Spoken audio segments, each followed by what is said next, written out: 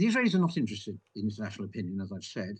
They are interested in US opinion because the one country that could affect their ability to conduct this campaign is the US, who supply most of the bombs, it has to be said.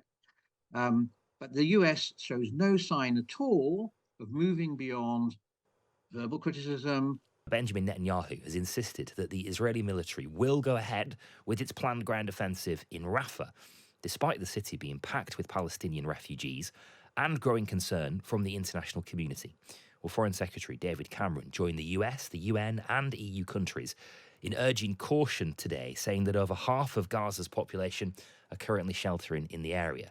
Saudi Arabia, for their part, warned of very serious repercussions if Rafah was stormed. Well, Sir Tony Brenton is a former diplomat and former director of global issues at the Foreign and Commonwealth Office. Sir Tony, good evening. Thank you for being with us tonight. Can you just give us some context here to help us understand Hamas's presence in Rafah?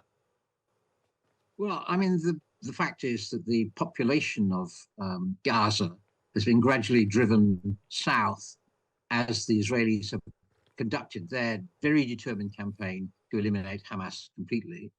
And we're now at the end of the road, really. They've arrived at the border. The Israelis are determined to continue in Rafah, and much of the rest of the world is warning the Israelis that the consequence of that will be a humanitarian catastrophe. Benjamin Netanyahu says that it is impossible to achieve the goal of war without eliminating Hamas, and by leaving 4 Hamas battalions in Rafah, he says. Well, I suppose by leaving them, that wouldn't achieve the goal of the war. I mean, is he right? Well, from his point of view, of course he's right. He is pursuing a war à l'outrance. He wants to destroy Hamas completely. A lot of other people are really quite skeptical about the likelihood of that. And it's worth noting that the price so far that Israel has imposed on Gaza, and in a way the world as a whole, through pursuing this campaign, they've killed 28,000 people, of whom close to half are children, 20 times the number of people killed in Hamas's original appalling assault on Israel in order to achieve their objectives. They're determined to continue. We've heard lots of words, increasing volumes of words, as your introduction underlined, saying, don't do this, how awful it is.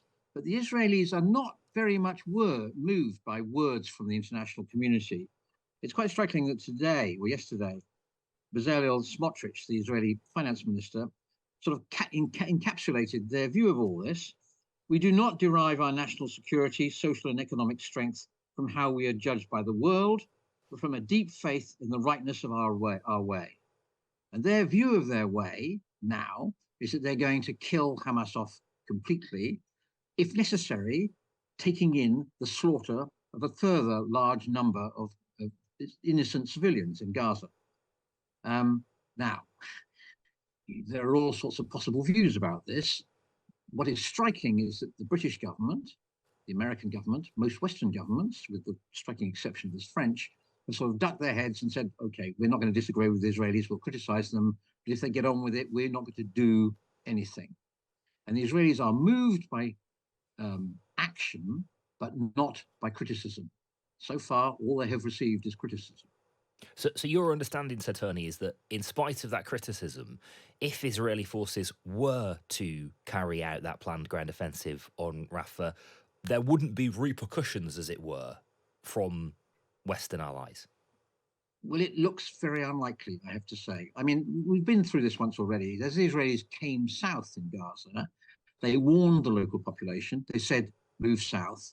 They didn't make it very easy for them, but most of the population moved south, which is the reason why there are now 1.5 million people stuck in Rafah.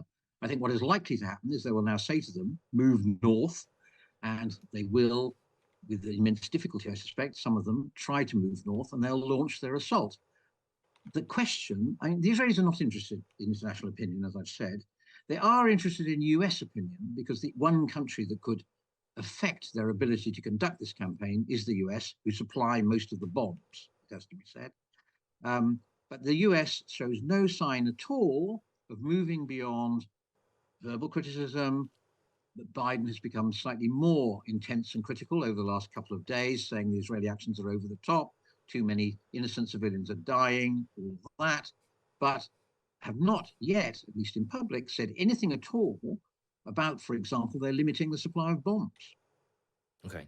So, Tony, thank you for your time tonight. Really appreciate it. Appreciate your insights. So, Tony Brenton, who's a former diplomat, former director of global issues at the Foreign and Commonwealth Office, with us on Times Radio tonight. Well,